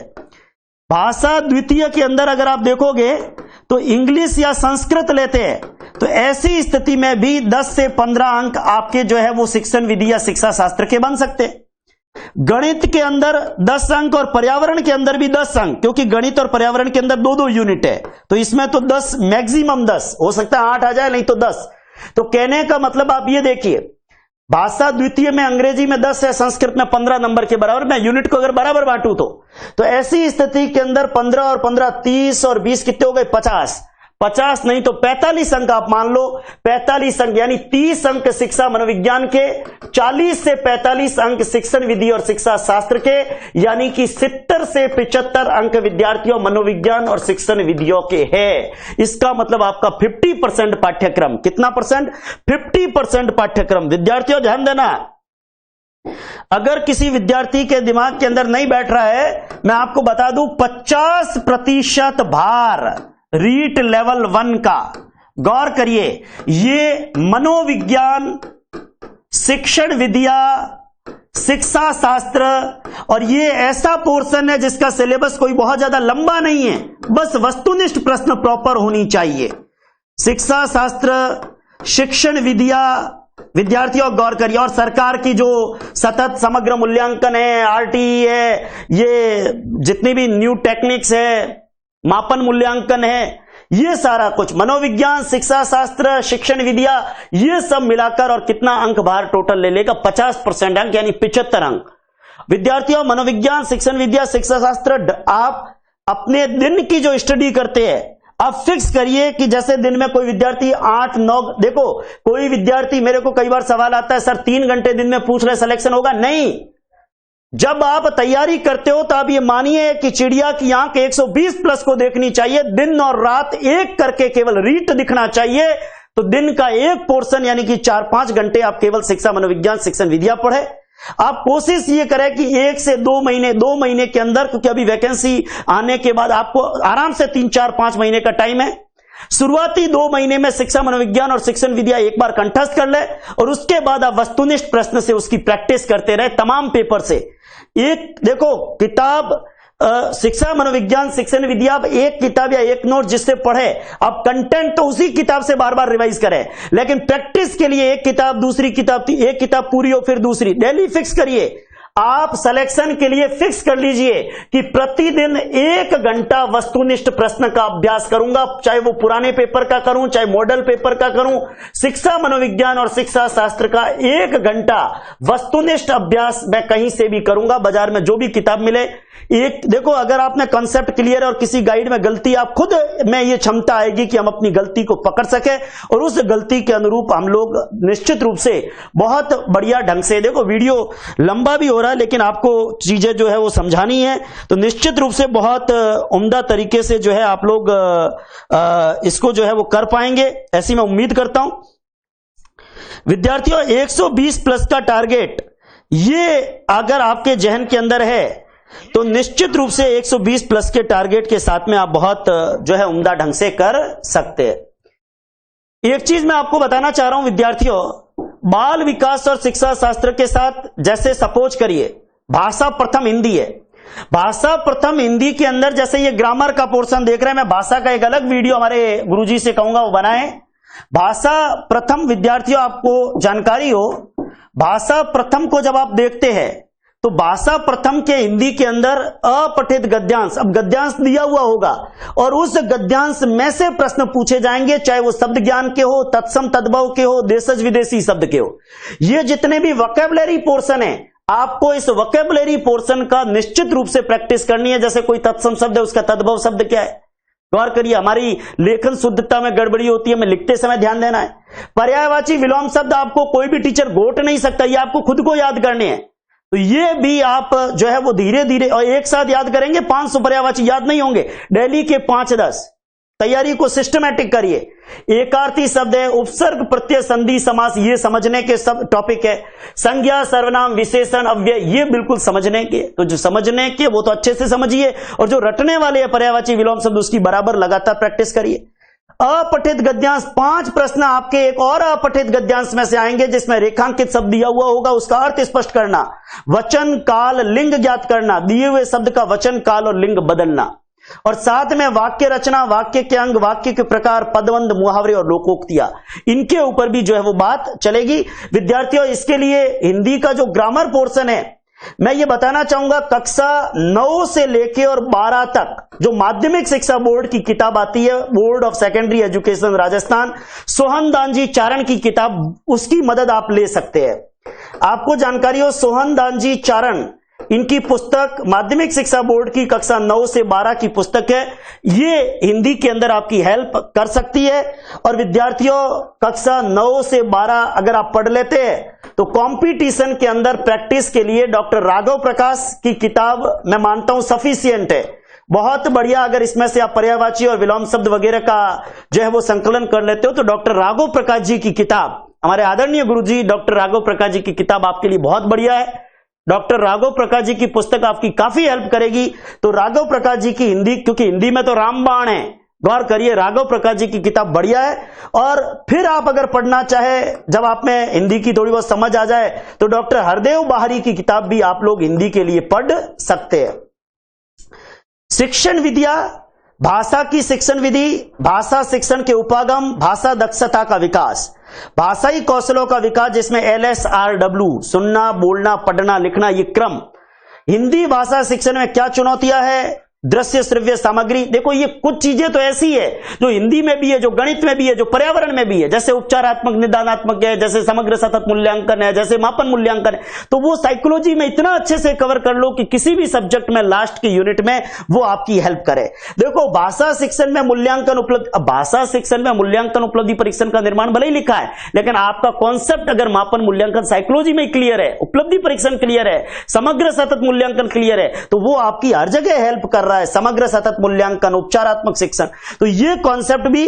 और विद्यार्थियों हिंदी की शिक्षण विधियों को पढ़ने के लिए मैं आपको जानकारी दे दूं, हिंदी के शिक्षण के अंदर डॉक्टर राम सकल पांडे की किताब अच्छी किताब है। हिंदी शिक्षण की विधियों को अगर कोई ऑथेंटिक किताब पढ़ना चाहे तो राम सकल पांडे की पुस्तक आप पढ़ सकते हैं हिंदी शिक्षण के लिए। विद्यार्थियों गौर करिए, और हिंदी शिक्षण में कुछ कॉमन पोर्शन है वो आपके गणित और पर्यावरण शिक्षण की किताबों से भी हो जाएगा। इसके अलावा आप SK मंगल की है, या जो हालांकि उनकी गणित शिक्षण की जो किताब आती है SK मंगल की, बेसिक जो चीजें मापन मूल्यांकन वो वहां से भी कवर हो जाएगा। इसके अलावा कुछ गाइड जैसे चौहान पब्लिकेशन की है, या कोई भी एक दो बढ़िया किताबें बाजार से लाके उससे आप वस्तुनिष्ठ प्रश्नों की प्रैक्टिस भी बढ़िया कर सकते हैं। विद्यार्थियों गौर करिए, हिंदी की तरह ही मैं अगर भाषा द्वितीय के अंदर अंग्रेजी पर आऊं तो विद्यार्थियों अंग्रेजी भाषा फर्स्ट इंग्लिश सरल है, लेकिन हमारे को अगर भाषा प्रथम मीडियम ऑफ इंस्ट्रक्शन लेना है तो ऐसी स्थिति में फर्स्ट इंग्लिश वही लेंगे जिनका मीडियम इंग्लिश है, तो हमारे पास ऑप्शन बचता है सेकंड इंग्लिश।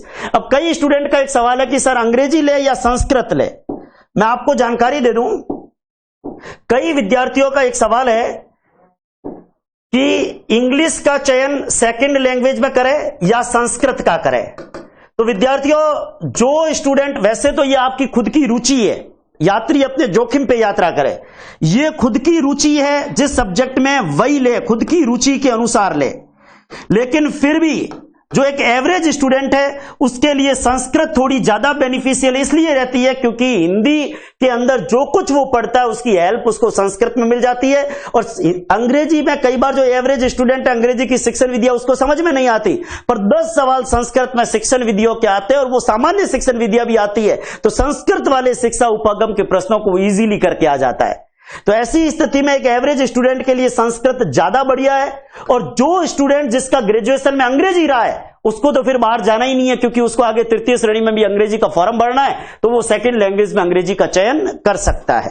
विद्यार्थियों, यह भी एक महत्वपूर्ण बात है, भाषा द्वितीय अंग्रेजी के अंदर जैसे अंग्रेजी ग्रामर का जो पोर्शन है हालांकि कम ही है, भाषा फर्स्ट में ग्रामर ज्यादा है, भाषा सेकंड के अंदर जो ग्रामर का पोर्शन है इसके लिए तो आप 9-10 की किताब पढ़ सकते हो, जिसमें 9-10 की एक छोटी सी पासबुक भी पढ़ लेते हो तो उसमें ग्रामर का पोर्शन क्लियर हो जाता है। रस्तोगी की किताब ये ग्रामर पोर्शन के लिए बढ़िया है, लेकिन लिटरेरी टर्म्स वगैरह, अब देखो एक एवरेज स्टूडेंट है या तो ग्रेजुएशन की पुस्तकों का सहारा ले और या फिर लिटरेरी पढ़ने के लिए कोई भी एक स्टैंडर्ड गाइड, जैसे लक्ष्य की किताब है, लक्ष्य या कोई भी एक स्टैंडर्ड गाइड लेके, लक्ष्य है, पैनोरमा है, उसमें से अपने अंग्रेजी के मटेरियल को बढ़िया कवर कर सकता है।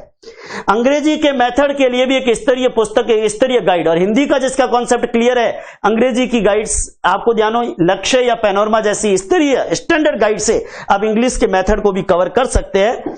लेकिन संस्कृत के अंदर विद्यार्थियों बताना चाहूंगा, संस्कृत जब आप पढ़ते हैं तो मैं यहां आपकी जानकारी में लाना चाहूंगा, संस्कृत के लिए सबसे पहले आपको जो ग्रामर पोर्शन है संस्कृत का, संस्कृत के लिए कक्षा 6 से लेके और 10 की संस्कृत की पुस्तकें पढ़े, लेकिन उसमें से केवल व्याकरण का पोर्शन, क्योंकि बाकी तो अपने कोर्स में है नहीं, कक्षा 6 से 10 की संस्कृत की पुस्तकें और उसमें से केवल व्याकरण का पोर्शन आप पढ़ ले तो आपको बेसिक क्लियर हो जाएगा। देखो पहले तो बेसिक क्लियर होगा तब ज्यादा करोगे ना, तो बेसिक क्लियर करने के लिए कक्षा 6 से 10 की संस्कृत की पुस्तकें आप व्याकरण की पढ़ ले। इसके अलावा लघु सिद्धांत कौमुदी और रचना अनुवाद कौमुदी नाम की पुस्तकें भी पढ़ ले। ध्यान दे, रचना अनुवाद कौमुदी, रचना अनुवाद कौमुदी, और विद्यार्थियों आपको जानकारी हो रचना अनुवाद कौमुदी की पुस्तक पढ़ ले, और साथ में आप पढ़ सकते हैं लघु सिद्धांत कौमुदी। ये किताबें संस्कृत के व्याकरण को अच्छे से पढ़ने के लिए आप कवर कर सकते हैं। रचना अनुवाद कौमुदी और लघु सिद्धांत कौमुदी नाम की पुस्तकें, अगर संस्कृत में बढ़िया नंबर लाने 28-30 तक, तो बाकी साधारण के लिए तो हम गाइड भी पढ़ सकते हैं, पर अच्छे से अच्छे नंबर के लिए रचना अनुवाद कौमुदी और लघु सिद्धांत कौमुदी नाम की पुस्तकें पढ़ सकते हैं।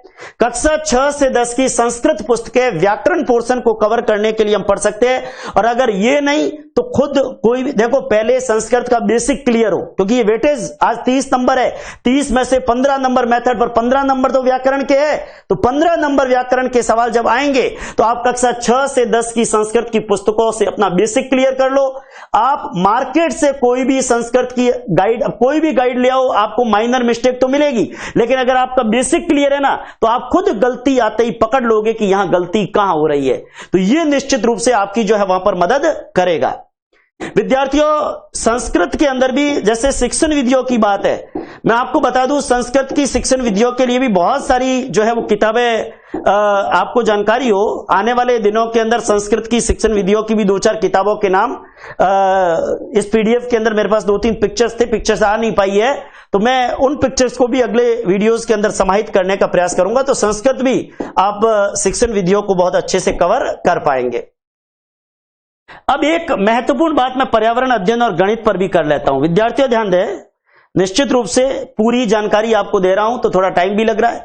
पर्यावरण अध्ययन के अंदर अब बहुत ज्यादा लंबा इस वीडियो को नहीं करेंगे, लेकिन बेसिक चीजें तो क्लियर हो जाए। पर्यावरण अध्ययन के अंदर देखिए एक बात बता रहा हूं, पर्यावरण अध्ययन को हम 3 भागों के अंदर बांट सकते हैं। जरा ध्यान दें, पर्यावरण अध्ययन को हम 3 भागों के अंदर बांट सकते हैं। पर्यावरण अध्ययन के अंदर आपको जानकारी हो 10 अंक तो बेसिक आपका एनवायरनमेंट है, या यूं कह दूं कि इसमें एक भाग तो आपका पर्यावरण का जिसमें राजस्थान का पोर्शन भी है और जिसमें दूसरा पोर्शन भी है। 2 यूनिट लगभग 10 सवाल आप विज्ञान के मानकर चलिए, और तीसरा भाग 10 सवाल शिक्षा शास्त्र का है, शिक्षण विधियों का है। ये 3 भागों के अंदर हमारा पर्यावरण बंटा हुआ है। लेकिन पर्यावरण के अंदर एक चीज बता रहा हूं, आप ज्यादा समय खराब ना करें। कई फालतू टॉपिक भी पर्यावरण के अंदर कोर्स में एक बार जरूर पढ़ ले, जैसे कपड़े सिलना, बागवानी, खेती, सब्जी वाला।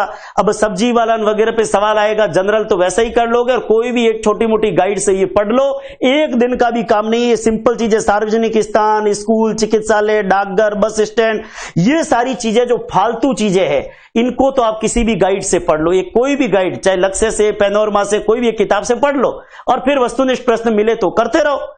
कोई ज्यादा टाइम खराब, क्योंकि ये कोई स्कूलों में तो हम पढ़ते नहीं है, सब्जी वाला, दर्जी वाला, ठीक है ना। अब हमारे को कोई दर्जी थोड़ी बनना है कि सिलाई कैसे करते हैं, धागा कौन सा होता है। अब ठीक है, डाल दिया सिलेबस बनाने वाले ने, पढ़ते रहिए आप लोग। लेकिन कुछ चीजें जिसपे, क्योंकि पिछले एग्जाम भी देख लीजिए, एक आध सवाल को छोड़कर इन फालतू टॉपिक से सवाल नहीं आए, एक आध सवाल जरूर आया है। लेकिन जैसे परिवार, ये सोशियोलॉजी का टॉपिक है। परिवार, आपसी संबंध, एकल परिवार कौन से, संयुक्त परिवार कौन से, मात्र सत्तात्मक परिवार कौन सा, साखीय परिवार कैसे होता है, संयुक्त साखीय कैसे होता है, अनुपूरित परिवार कैसे होते हैं, इसका कॉन्सेप्ट क्लियर हो। इसके अलावा सामाजिक बुराइयां, जिसमें बाल विवाह, दहेज प्रथा, बाल श्रम, दुर्व्यसन, ये सारी चीजें आपको अच्छे से कवर करनी है। वस्त्र और आवास, इसके अंदर देखो ये भी थोड़ा सा फालतू है, लेकिन आवास जरूर ध्यान रखो कि भाई जैसे कई प्रकार के आवास, जैसे कू है, टापरा है, इग्लू है, कौन सी जनजाति के कौन से आवास है, इसके बारे में एक बेसिक जानकारी आपको जरूर होनी चाहिए। लेकिन राजस्थान जीके का जो पोर्शन और पॉलिटिकल के अंदर आपको जानकारी हो, पंचायत, विधानसभा और संसद, इनकी एक बेसिक जानकारी पर्यावरण के अंदर, केवल आधारभूत, बहुत ज्यादा डिटेल से नहीं, लेकिन एक आधारभूत चीज पंचायत, विधानसभा और संसद की सामान्य जानकारी। लेकिन राजस्थान वाला पोर्शन ये बहुत अच्छे से कवर करना है। मेले है, त्योहार है, राजस्थान की वेशभूषा है, राजस्थान का खान पान है, जो टॉपिक हमारे सिलेबस के अंदर है, आप इन टॉपिक्स को बहुत अच्छे से कवर कर सकते हैं। और मैं ये समझता हूं इसके लिए आपको हर टॉपिक वाइज अलग अलग, अगर केवल राजस्थान जीके होता तो मैं आपको पुस्तकें बताता। ये पोर्शन ऐसा है जो आप किसी किताब से कोई भी एक स्तरीय गाइड आप लेकर आइए, और स्पेशली रीट को लेकर लक्ष्य या पैनोरमा मार्केट में जितनी गाइड है उसमें से बेहतरीन पुस्तक है, उसको आप कवर करके और निश्चित रूप से पढ़ सकते हैं। लेकिन विज्ञान के लिए या तो ल्यूसेंट का सहारा ले सकते हैं, और या फिर मैग्रा हिल की जो पुस्तक है उसका सहारा ले लीजिए। और कक्षा 6 से लेकर और 10 तक जो board of secondary education Rajasthan Ajmer की जो किताब है विज्ञान की, उन किताबों से आप जरूर एक बार अपने सिलेबस के टॉपिक को जरूर निकाल लें इससे। और विद्यार्थियों, पर्यावरण की शिक्षण विधियों को जब आप देखोगे तो पर्यावरण अध्ययन का क्षेत्र, उसकी संकल्पना, पर्यावरण अध्ययन का महत्व, ये समाकलित पर्यावरण अध्ययन, पर्यावरण शिक्षा के अधिगम सिद्धांत, विज्ञान और सामाजिक के साथ उसका कोरिलेशन क्या है, प्रयोगात्मक कार्य, देखो ये फिर आ गया, समग्र और सतत मूल्यांकन, शिक्षण सामग्री, दृश्य श्रव्य सामग्री, शिक्षण की समस्या, ये कॉमन पोर्शन है। हर देखो, चाहे आप पर्यावरण पढ़ो, चाहे गणित पढ़ो, चाहे सामाजिक, हर एक में ये शिक्षण विधियों का पोर्शन लगभग कॉमन है। तो निश्चित रूप से इनके लिए आप बढ़िया किताबें जो है पढ़ सकते हैं। आपको ध्यान हो, जैसे पर्यावरण के अंदर शिक्षण विधियां पढ़ने के लिए विज्ञान शिक्षण शास्त्र, इसमें भी पर्यावरण का अच्छा मटेरियल आपको शिक्षण विधियों के अकॉर्डिंग, क्योंकि कॉमन ये पोर्शन, तो ये भी भटनागर और अनुराग भटनागर की पुस्तक है, इससे आपको हेल्प मिल सकती है। इसके अलावा गणित के शिक्षण शास्त्र के अंदर आपको जानकारी हो, ये एमबी लाल अग्रवाल की किताब है। और इसके अलावा मैं आपको यहां पर जानकारी दे दूं, गणित के शिक्षण के अंदर एस के मंगल की किताब बहुत बढ़िया, थोड़ी सी मोटी, गाइड की बात नहीं कर रहा हूं मैं, किताब की बात कर रहा हूं। एस के मंगल की एक बहुत पहले किताब आई थी, बड़ी किताब है गणित शिक्षण को, लेकिन उसमें जो हमारे सिलेबस का पोर्शन है, अगर पढ़ सके तो ज्यादा बढ़िया, नहीं पढ़ सके तो आप 1 या 2 कोई भी गाइड लाकर और उनकी तैयारी कर ले। देखो ये तो समय के ऊपर है। सामाजिक विज्ञान के शिक्षण में गजेंद्र सिंह तोमर की किताब है, लेकिन देखो पर्यावरण के अंदर जब भी शिक्षा शास्त्र पढ़ेंगे तो सामाजिक और विज्ञान, लेकिन ये पूरी किताबें काम की नहीं है, इसमें कुछ पेपर्स काम के हैं जो हमारे सिलेबस के अंदर पॉइंट है। लेकिन ये सब नहीं पढ़ते तो मार्केट से 1-2 किताबें लाकर आप पढ़िए, और जो वस्तुनिष्ठ प्रश्न है उनकी प्रैक्टिस आप निश्चित रूप से जो है बहुत बढ़िया ढंग से करिए। विद्यार्थियों, गणित बहुत सिंपल है, और ये देखो गणित और पर्यावरण ऐसा है, मैं एक चीज बता रहा हूं, गणित और पर्यावरण ऐसा है जहां आप नंबर को खींच सकते हैं। 1 करोड़ तक की संख्या है, स्थानीय मान, गणितीय मूल संक्रिया, जोड़ बाकी गुणा भाग, भिन्न, समान हर वाली उचित भिन्नों की तुलना, मिश्र भिन्न, लसब मसब, अभाज्य संयुक्त संख्या, एक एक नियम, औसत, लाभ हानि, सरल ब्याज, मतलब अंक गणित बीज गणित आ गया, समतल वक्रतल, ठोस ज्योमितीय आकृतियां, समतल ज्योमितीय आकृतियां, बिंदु, रेखा, किरण, ये रेखा गणित आ गई। तो अंक गणित और रेखा गणित के लिए विद्यार्थियों आपको जानकारी हो, RS अग्रवाल, रामबाण है, RS अग्रवाल की पुस्तक की हेल्प ले सकते हैं, गौर करिए। और ट्रिकी मैथ्स वैसे ज्यादा जरूरत इसके अंदर है नहीं, लेकिन RS अग्रवाल से है, या फिर एम टायरा बहुत ज्यादा बड़ी हो जाएगी, उसकी जरूरत ज्यादा है नहीं। RS अग्रवाल से आप अपनी गणित को निकाल सकते हैं, और बेहतर कक्षा 6 से लेकर और 10 तक की गणित की किताबें पढ़ सके तो ज्यादा बेनिफिशियल है। और रही बात शिक्षण विधियां, वही चीजें वापस है, देख लीजिए, औपचारिक और अनौपचारिक विधियों द्वारा मूल्यांकन। देखो एक बात, जब आप मापन और मूल्यांकन पढ़ो ना, तो आप हर सिलेबस को, गणित को, पर्यावरण को, हिंदी को देख लो कि इसमें क्या क्या चीज है, वो एक साथ इंटीग्रेटेड पढ़ो। निदानात्मक और उपचारात्मक शिक्षण आपका सेम है, शिक्षण की समस्याएं है, त्रुटि विश्लेषण है, सामुदायिक गणित है, बहुत सारे स्टेटमेंट भी आपके काम आएंगे। लेकिन विद्यार्थियों एक चीज यहां पर बताना चाह रहा हूं, देखो मैंने चूंकि सिलेबस की चर्चा की और किताब की भी चर्चा की, वीडियो भी धीरे धीरे लंबा हो रहा है, लेकिन एक बात यहां पर बता रहा हूं, इंटीग्रेटेड पूरा, गौर करिए। एक चीज आपको ध्यान रखनी है, जैसे शिक्षा मनोविज्ञान के लिए मैंने आपको किताबें बताई है, और शिक्षा मनोविज्ञान की प्रैक्टिस कैसे करनी है आपको यह भी बताया, लेकिन शिक्षा मनोविज्ञान और शिक्षा शास्त्र और शिक्षण विधिया, ध्यान दीजिए, शिक्षण विधिया, ये टोटल मिलाकर आपको जानकारियों, टोटल मिलाकर आपके 150 में से 75 अंक कवर करने वाला है। तो इसके लिए एक काम आपको करना है, इनकी बुक्स तो पढ़नी है, लेकिन बुक्स के साथ कोई स्टैंडर्ड गाइड मैंने नाम बताए हैं, साथ में इनके जितना हो सके आपको प्रतिदिन 1 घंटा इनके वस्तुनिष्ठ प्रश्न का क्या करना है, अभ्यास करना है। 1 घंटा आप वस्तुनिष्ठ प्रश्न का इनका क्या करें, अभ्यास करें। देखो मैंने आपको फिर कहा, हमारी आंख 120 प्लस की तरफ जाएगी तभी सिलेक्शन होगा। और आप तय कर ले, दिन में अगर 10 घंटे पढ़ते हैं तो 2 या 3 घंटे शिक्षा मनोविज्ञान और शिक्षण विधियां, शाम के समय आप अपना सब्जेक्ट जैसे गणित है, पर्यावरण है, हिंदी है, संस्कृत, अंग्रेजी है, भाषा है, जो याद करने की चीजें वो रात को याद करें, और जो समझने की चीजें शिक्षा मनोविज्ञान शिक्षण विधियां मॉर्निंग टाइम में 2-3 घंटे आप अच्छे से पढ़ ले, और बढ़िया पढ़ने के बाद आप शाम को फिक्स कर लो आधा घंटा 1 घंटा केवल वस्तुनिष्ठ प्रश्न, कभी मनोविज्ञान के ले लिए, कभी शिक्षण विधियों के ले लिए, कभी गणित के ले लिए, कभी पर्यावरण के, 1 घंटा वस्तुनिष्ठ प्रश्न की प्रैक्टिस करें। और मनोविज्ञान और विधियों के लिए मैंने कहा है, तमाम जो है RPSC के पेपर रहे हो, चाहे रीट टेट के पेपर रहे, चाहे विभिन्न राज्यों के पेपर रहे, आप उनको कवर करें। नंबर खींचने के लिए देखो, एक बात कह रहा हूं, गणित में, पर्यावरण में ऐसे सब्जेक्ट है, हिंदी में, अंग्रेजी, संस्कृत में, अगर आपने अपने सब्जेक्ट के कंटेंट पढ़ लिए तो आप उन सब्जेक्ट में जितने सवाल आते हैं 90% भी सही करके आ सकते हैं। पर मनोविज्ञान और शिक्षण विधि में कोई अगर ये कहे कि मनोविज्ञान में 30 सवाल 30 के 30 सही करूंगा, ये हम 30 की तरफ बढ़ेंगे जरूर, हौसला जरूर रखना है, पर उसके लिए हमें क्या करना पड़ेगा, हमें प्रैक्टिस करनी पड़ेगी, हमें ज्यादा से ज्यादा प्रैक्टिस करनी पड़ेगी। और एक बात ध्यान देना, कोई भी सब्जेक्ट छोड़ना नहीं है, लेकिन सिलेक्शन का एक आधार है, वो मैं आपको जरूर यहां पे बताऊंगा। सिलेक्शन के लिए ये जरूरी है कि जो भी पढ़े वो परीक्षा से पहले कम से कम 3 बार या 4 बार पढ़े। मतलब एक बार तो बहुत बढ़िया ढंग से, अगर पहली बार पढ़ते हैं आपको वही चीज पढ़ने में 1 घंटा लगता है, तो दूसरी बार 30 मिनट और तीसरी बार 10 मिनट में रिवीजन हो जाए। कई विद्यार्थी ये पढ़ते हैं कि सर नोट्स बनाए जाए क्या। देखो, नोट्स बनाने की जगह आप जहां से भी पढ़ते हो, क्योंकि अगर टाइम हो ज्यादा तो निश्चित रूप से शॉर्ट नोट्स बनाइए। मैं ये कहूंगा कि जैसे शिक्षण विधियां है, इसके जरूर आप शॉर्ट नोट्स, ताकि परीक्षा के अंतिम समय में कम से कम उसके की पॉइंट वो याद रहे, ज्यादा नहीं।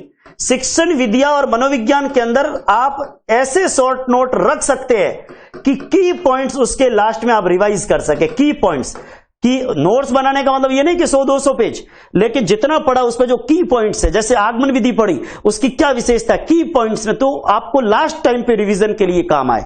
और कोई भी किताब किसी मटेरियल के लिए 1 या 2 किताबें फिक्स कर लो, फिर चाहे आपका फ्रेंड चाहे कुछ भी कहे, आपने तय कर लिया मुझे ये पढ़ना है, तो आप ये मान लो कि जो किताब आप पढ़ रहे हो वही किताब गीता है, वही किताब बाइबिल है, वही किताब कुरान है, वही किताब आगम है और वही किताब वेद है।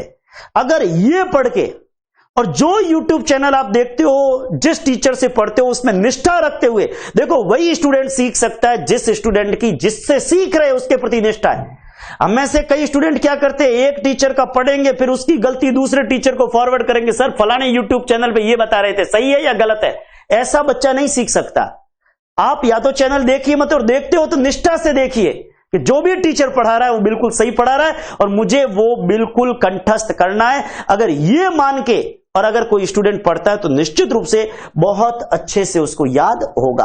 की पॉइंट्स आप बना सकते हैं, विस्तृत नोट्स समय नहीं है इसलिए बनाने की जरूरत नहीं है, लेकिन जो किताब पढ़ते हो उस किताब के अंदर अंडरलाइन कर दो। और आपको पता है मैंने 1 या 2 किताबें पढ़ी है, उसमें अगर थोड़ा बहुत डिफरेंस हो तो वो दूसरी किताब के अंदर या कॉपी के अंदर कहीं लिख दो। आप ये तय कर लेना कि परीक्षा से 15 दिन पहले आपने जितना भी पढ़ा है उतना इनफ मान के केवल उसी देखो, आप उन किताबों को बार बार पढ़ ले, परीक्षा से पहले 3-4 बार पढ़ ले। अंतिम 15 दिन में आपने 10 किताबें पढ़ ली अलग अलग, लेकिन अंतिम 15 दिन में आप रिवीजन नहीं कर पाए तो वो 10 किताबें आपकी कोई काम की नहीं। तो इतना ही पढ़े और उस किताब को बार बार पढ़े कि आप अंतिम 15 दिन में उसको कम से कम 1 या 2 बार वापस पूरा घोट डाले। अंतिम 15 दिन के अंदर जितने ज्यादा रिवीजन होगा उतना ज्यादा आपके सिलेक्शन के चांस बढ़ेंगे, क्योंकि रिवीजन इज ऑलवेज डिवीजन। ध्यान दीजिए, रिवीजन से ही डिवीजन मिलता है। पुनरावृत्ति अगर आपने दुनिया भर का पढ़ लिया और अंतिम 15 दिन में रिवीजन नहीं हो पाया, सब बेकार है। अब ये मानना, और YouTube चैनल आप चाहे 10 देखो, टाइम खराब मत करिए। आप 1 या 2 तय कर लो कि मुझे शिक्षा मनोविज्ञान यहां से पढ़ना है, मुझे ये यहां से पढ़ना है, ये यहां से पढ़ना है, या इस ऐप से पढ़ना है, या ऑफलाइन खुले तो मुझे वहां से पढ़ना है। लेकिन फिर उन नोट्स को आप रामबाण मानो। कई विद्यार्थी YouTube पे केवल सुनते रहते हैं। अरे सुनने से याद थोड़ी होगा, कॉपी पे कुछ लिखो, और लिखने से और कान के अंदर एकदम एकांत में बैठ के पढ़ाई को पढ़ाई के ढंग से करो। YouTube चैनल को टाइम पास की तरह मत लो। अगर ऑनलाइन भी पढ़ते हो तो उसको टाइम पास की तरह मत लो। अगर सिलेक्शन चाहिए तो, क्योंकि विद्यार्थियों दिवाली आने वाली है और सिलेक्शन होगा तो ये दिवाली हर दिन होगी, और सिलेक्शन नहीं होगा तो हर दिन दिवाली नहीं होली होगी। ध्यान देना, जब एक स्टूडेंट का सिलेक्शन होता है, आप सोचिए आपके माता पिता की उम्मीदें हैं, आपके पति या पत्नी की उम्मीदें आपके साथ है, आपके रिश्तेदारों की उम्मीदें है। रिश्तेदार तो भले ही उम्मीद रखे या मत रखे, लेकिन आपके घर वाले और खास तौर से आपके मां बाप, आपके जीवन साथी, उसकी उम्मीदों को जरूर पूरा करें। और एक स्टूडेंट का जब सिलेक्शन सरकारी नौकरी में होगा, आप सोचिए आप अपने बच्चों को वो खुशी दे पाएंगे, आप अपने बच्चों के सपनों को भविष्य में पूरा कर पाएंगे। इसलिए कोई 90 अंक लाकर और उस सर्टिफिकेट को केवल वो अपने फ्रेम के अंदर मड़ा के और दीवार पे टांगना नहीं है। हमको 120 प्लस और 125 प्लस के साथ तृतीय श्रेणी शिक्षक बनके हमको सिलेक्शन चाहिए। उस सिलेक्शन के लिए डिटरमाइंड होकर, देखो मैंने वीडियो लंबा जरूर बनाया, लेकिन एक ही वीडियो में, क्योंकि स्टूडेंट बार बार पूछता है सर मनोविज्ञान कहां से, पर्यावरण कहां से। देखो आने वाले टाइम में भाषा प्रथम, भाषा द्वितीय का एक अलग वीडियो बनाएंगे। बाकी मैंने बहुत सारी जानकारी इसके अंदर दे दी है और मुझे लगता है इस बहुत ज्यादा समय हो गया। गौर करिएगा, आपको मेरी बात समझ में आई होगी। ध्यान रखना, कम पढ़ो, बार बार पढ़ो, कम पढ़ो बार। मैंने खुद के चयन के लिए जैसे तय कर लिया इतिहास के अंदर कि ये 4 रजिस्टर पढ़ने, मैंने उन 4 रजिस्टर को 5-5 बार पढ़ा। मेरे दोस्तों ने कहा कि यार इतनी सारी किताबें, आप तो केवल ये 4 रजिस्टर ही पढ़ रहे हो। मैं कहता था कम पढ़ूं, पर जो पढ़ूं उसमें से गलत नहीं होना चाहिए, क्योंकि अगर जितना पढ़ा और उतना 100% कंठस्थ हुआ तो नया सवाल आया ना, वो भी अपना लॉजिक सेट कर लेगा। कब लॉजिक सेट होता है? जब जो पढ़ा उसका कंटेंट बिल्कुल क्लियर है। विद्यार्थियों, निश्चित रूप से मेरी कुछ बातें समझ में आई होगी। रीट प्रथम स्तर के लिहाज से इस वीडियो को मैंने प्रिपेयर किया है। रीट द्वितीय स्तर पर 1-2 दिन के अंदर आगे जो है मैं इस पे चर्चा करूंगा। हालांकि कुछ बातें तो कॉमन ही है, लेकिन थोड़ा और मॉडिफाई करके, तो दोनों ही रीट प्रथम और द्वितीय स्तर वाले विद्यार्थी दोनों ही वीडियो को निश्चित रूप से बहुत बढ़िया ढंग से देखें। आपको समझ में आएगा, और समझ में आता है तो इस वीडियो को शेयर भी कर देना ताकि आपके दोस्त भी इस वीडियो को देख पाए और निश्चित रूप से आपको थोड़ी बहुत भी मदद मिले। क्योंकि हमारे अक्सर दिमाग में क्या है कि गणित 30 अंक की, पर्यावरण 30 अंक का, मनोविज्ञान केवल 30 अंक का, और हम शिक्षा, मनोविज्ञान और शिक्षण शास्त्र को कई विद्यार्थी केवल ऊपर ऊपर से पढ़ने का प्रयास करते हैं, जबकि हमारा 150 में 75 अंक केवल शिक्षा, मनोविज्ञान, शिक्षण विद्या और शिक्षण शास्त्र है। और मैंने कुछ किताबों के नाम भी आपको बताए हैं। तो निश्चित रूप से जितना, देखो अपनी खुद की कैपेसिटी होती है, एक आदमी 4 किताबें पढ़ सकता है, एक आदमी 1 किताब। आपको खुद की कैपेसिटी का ज्ञान खुद से ज्यादा नहीं, आपको लगता है। और कभी भी बहुत ज्यादा किताबें लाकर इकट्ठी मत करिए, वो प्रेशर बढ़ाती है। अब 1 किताब लाइए, उसको ढंग से निकालिए। ढंग से निकालने का मतलब क्या, आप कहते हो कि मेरा दोस्त इस पोर्शन को आधे घंटे में पढ़ता है, आप आधा घंटा नहीं, आप 1 घंटा लीजिए, ज्यादा लीजिए, लेकिन उसको रिवीजन में, आधे घंटे का रिवीजन में 20 मिनट लगेगा, आपको रिवीजन में कम समय लगेगा, क्योंकि आपको पूरा कॉन्सेप्ट क्लियर है। तो कॉन्सेप्ट को ऐसा पढ़ो तो ऐसा पढ़ो कि हमारे तर्कस में वो हर तीर जमा हो जाए जो रीट के रण को भेदने में हमारी मदद कर जाए। बहुत बहुत धन्यवाद। वंदे मातरम।